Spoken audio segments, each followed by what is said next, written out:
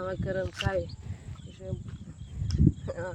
आता उन्हाळ्यात सुट्टी आपल्या 11 तारीख आज 15 तारखेला तर शाळा आहे. आता पेच करायला लागलो उन्हाळ्यात सुट्टी संपवून आली. पोरं तर इतके इडे शेवटी मग पेच करायला कधी बाबा हो पीच तर इंटरनॅशनल लेवलचं हो हो आणि रोलर फिरवायचं राहिला इथं एवढं नाहीतर ही प्लेन केलेलं आहे तरी तुडवायचं आहे आणि 5-6 वेळा रोलर फिरवून घेणार आहे.